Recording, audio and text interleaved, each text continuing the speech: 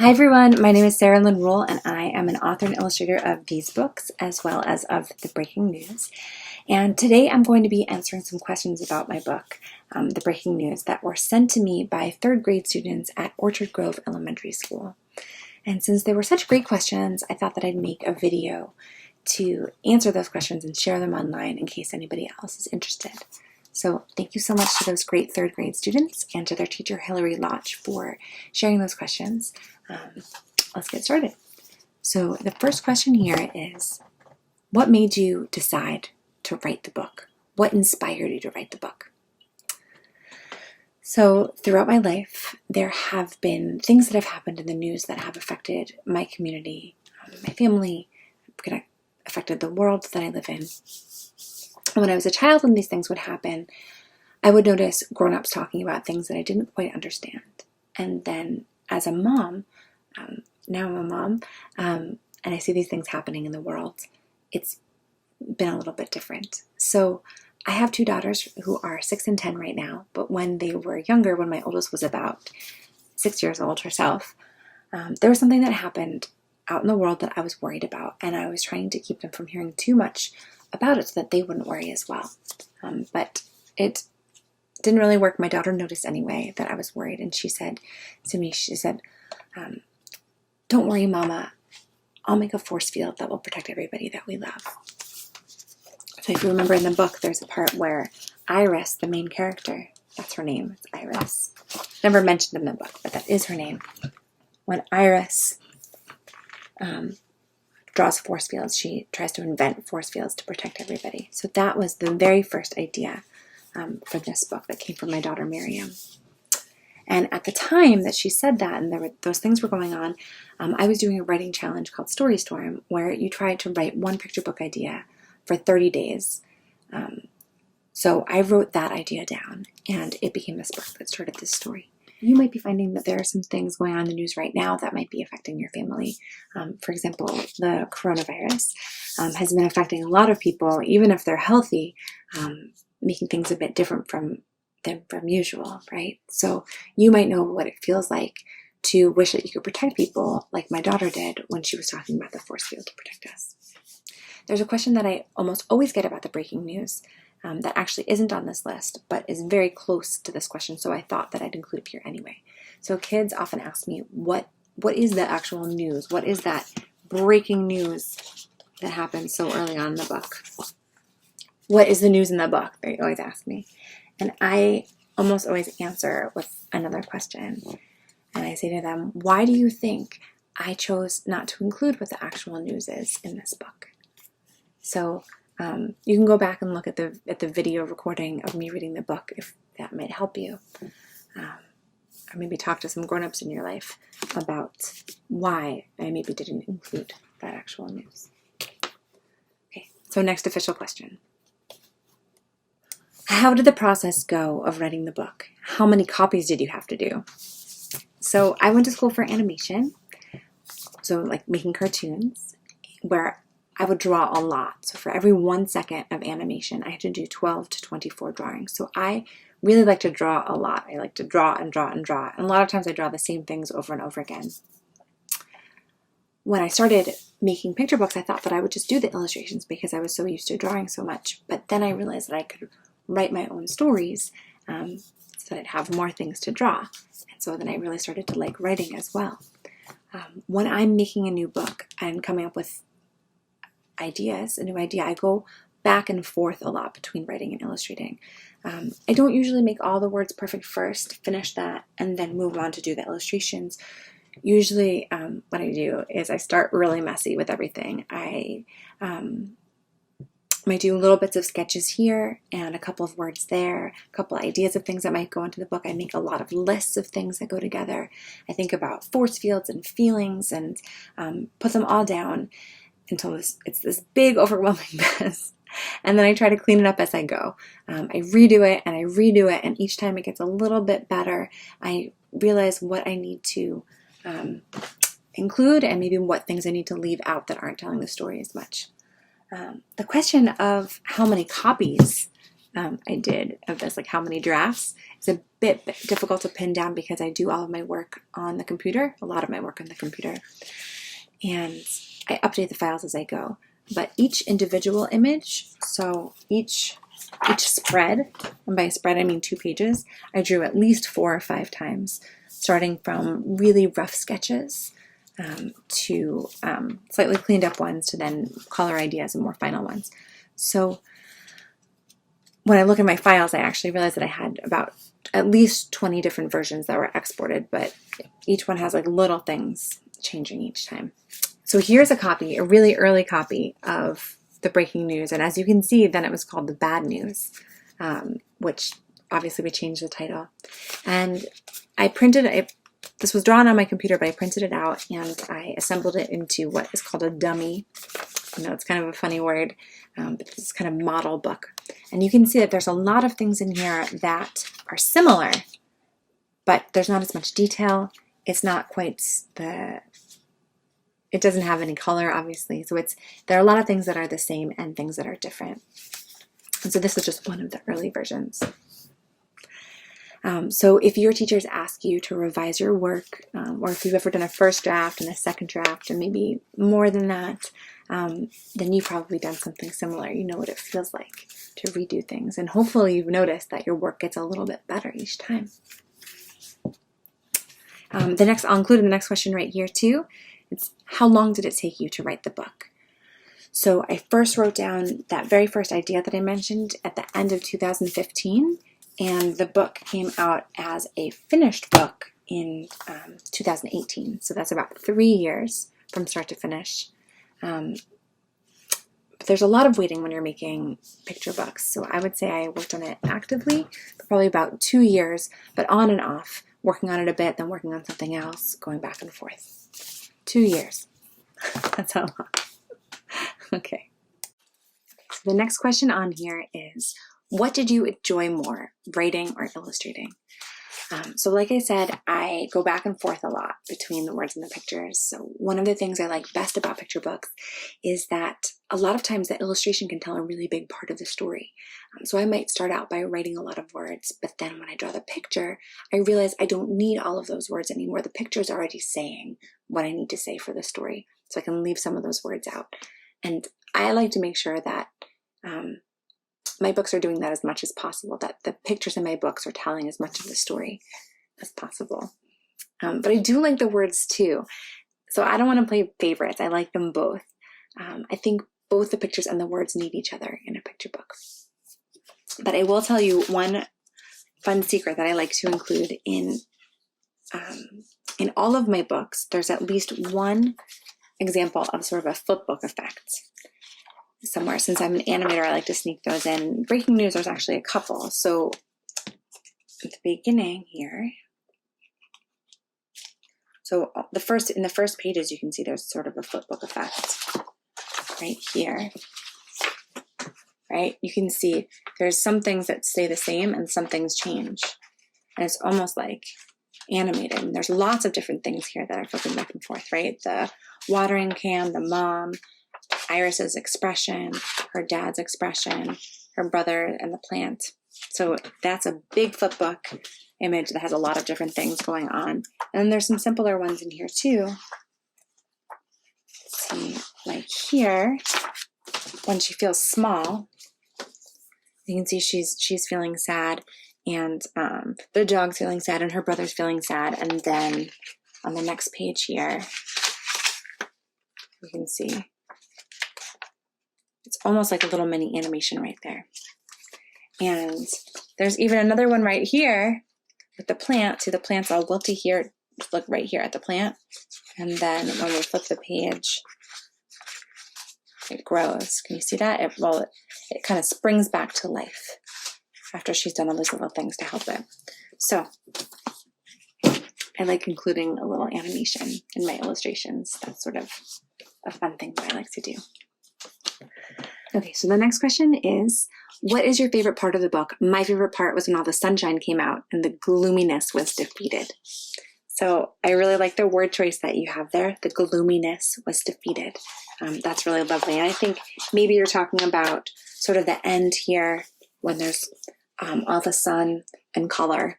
It's a little bit brighter than some of the pages before it. And I really like that part too. But I think that maybe my favorite part of the book is right here, when it's still kind of dark outside, but you can see the light and the goodness pouring out of Iris's family's apartment. And one of the things that I like about this spread is that, this is another secret here, is that I based this street off of the street that I grew up in. I grew up in Brooklyn on Union Street in Park Slope, and this was my block, and we lived in this apartment building. We were in the first apartment. I lived there with my mom and dad. I didn't have any siblings living with me, but that's where I grew up, and so it's really fun for me to have Iris's family living there. And I think that the fact that there are so many parts of my life are sort of in the book is another thing that I really like. I try to kind of snuck in little secret things and little parts of my life. I know other authors and illustrators do this too. One thing I'll show you is here when we're in Iris's room. This is not what my room looked like growing up, by the way. My room was a lot smaller. But you get to make things up when you illustrate. You can make things bigger. But if you can see right here, there is a cow who is eating out of a thimbleful of grass. And this is from a book that I loved when I was growing up called Sarah's Room. My name is Sarah. That's probably why I liked it so much. But it's called Sarah's Room. It's by Doris Orgel and illustrated by Maurice Sendak. And in the story, there's a cow that says, it says with a moo, "I beg of you, bring me a blade of grass, for that is what I long to chew, though I am made of glass." So the little girl in the story brings the cow some real grass to eat. So I snuck that in there. And there's lots of other little things like that. So I think that's the fun thing. One of the really nice things about making books is that you can do that kind of thing. Okay, next question. Oh, what is the meaning of small things to you when you say don't solve everything? So back to that page, actually. It's the same page where we just were. Small things don't solve everything. The bad news is still there after all. So sometimes when there's a problem that we hear about, we get the feeling that we want to do something really, really big to fix it all. If we find out there's something that's making people sick, we want to find a cure. We want to make everybody healthy. We want to cast a magic force field that will protect everybody, right? But often we don't have control over a really big thing like that. Instead, there are lots of little things that we can do that add up over time to become a big fix. So right now with the coronavirus, you probably know about some things that you can do, right? Some small things that you can do to help, or social distancing, or keeping apart so that the virus can't get to new people and spread. So even though if it feels like sometimes these small everyday actions don't fix the big problems, if we're all still here and we each do a small thing and then another, they really add up to make a huge difference. So that's what I meant. I hope I explained that well. Okay, next one. Okay, it says here, how do you feel about reading your book to other people? Are you sad, nervous, or scared? I would feel nervous or shy. Yeah, definitely. I don't know about sad, but definitely scared and nervous and shy for sure. When I read my books in person or on a video, of course, I want people to like my books, but different people like different things, and that's okay. So I know that not everybody's going to like everything that I make, and that can make me feel nervous or shy for sure. Do you guys feel nervous or shy when you're reading your work or when you're sharing your work with other people? But sometimes it's good to feel proud of your work too. Sometimes when I do a reading or a presentation, especially if I'm really nervous or scared beforehand, afterwards I usually feel pretty proud and happy that I did it. So I hope that you guys feel some of that too, even if you've got that scared shyness at the beginning. How does it feel to write about things that you like? So for me, it feels really good. The process of writing and drawing and sketching really helped me better understand the things that I like. So sometimes I do observational drawings For example, I was just working on a book about dogs recently. Do you want to see some of the super top secret stuff I've been working on? So this is a book called Dog Club that hasn't been published yet. And I don't know if it will ever be published, but I hope it will. But it was fun to work on. And it's what I've been working on the last couple of weeks. And so sometimes what I'll do is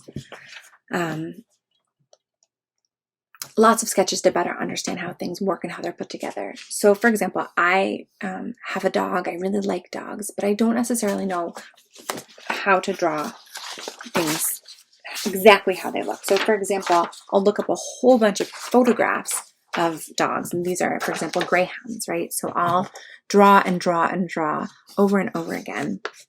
A bunch of different animals. So you can see these are a little bit more realistic, and then I'll draw kind of sillier ones. I've got in here, let's see.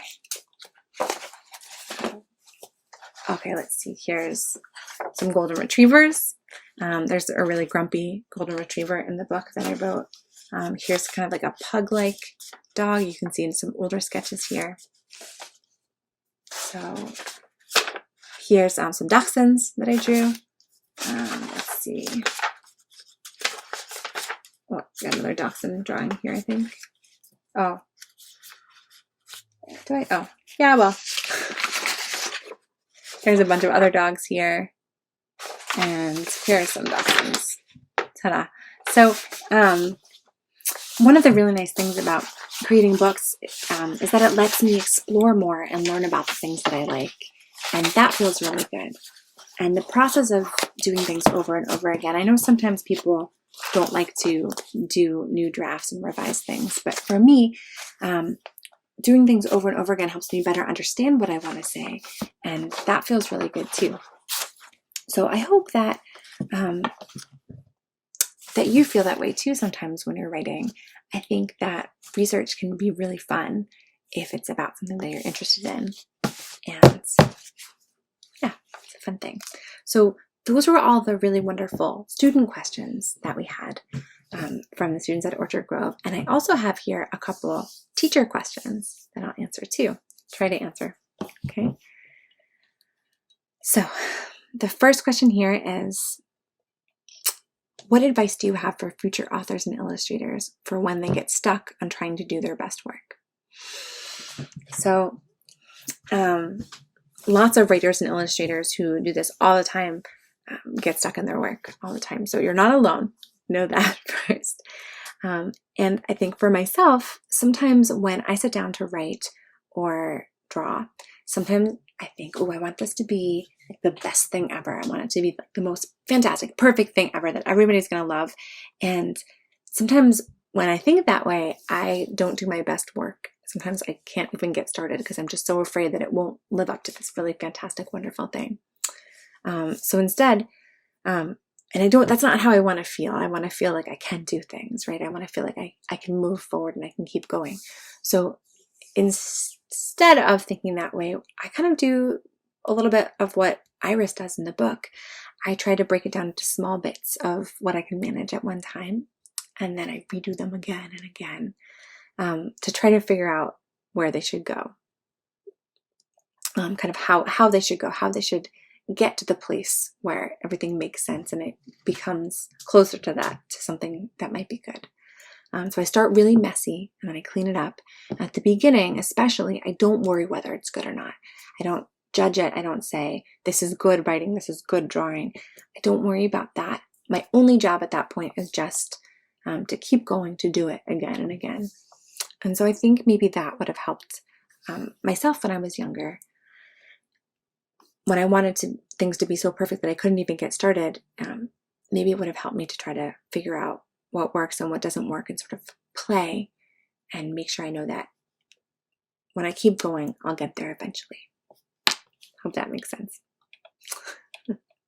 So the next question on here is, what do you think grown-ups and teachers can do to help make small moments of difference for their students? We are here to learn too.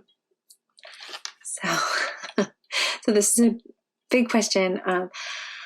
I know that teachers now are doing a job that is very different from the one that they're used to doing, being in person with their students and laughing with them and making jokes and having fun together while they're learning. And we can do some of that online, but it's pretty different now, right? I know that so many teachers and grown-ups are working really hard to find ways that they can help kids in big and small ways. And that can be so hard for teachers and for kids too. So thank you all so much for all the great work that you're doing. I know that my children seem to be happiest when they're able to connect with their teachers, sort of to get to know them as a person.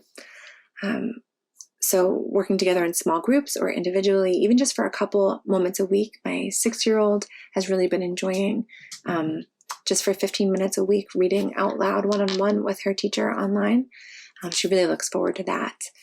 And so just sort of checking in individually, because the Zoom formats can be, or whatever video chatting you're using can be a little bit difficult especially for younger kids.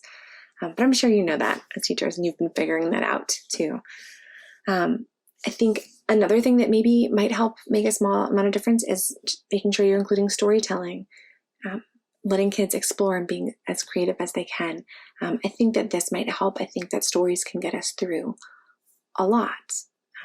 I know at our house, reading has been really helping us get through each day. We've been reading the books that we have at our house. I have a big bookshelf here. You guys can't see it. But reading the books that we have at our house, and also reading books that we can find online through our local library system. Just being in those stories has helped us. So I'm sure that lots of teachers are coming up with small things that they can do to help make things better every day. And so thank you so much for that. Thank you for all the wonderful work you do for our kids. So that's all the questions that I have for today. I hope that you enjoyed hearing some of the answers. Teachers, if your students have more questions that I haven't answered here, or if they have questions about any of my other books, please get in touch. You can find my email address and contact information on my website, which is ruler.com. It's like my last name, REULER.com.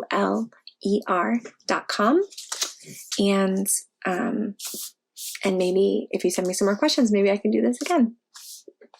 So thank you so much again to the students of Orchard Grove and to their wonderful teacher, Hillary Lotch, for sending along these questions. I hope that you all stay safe and healthy, and I hope that you keep telling stories. Thanks so much.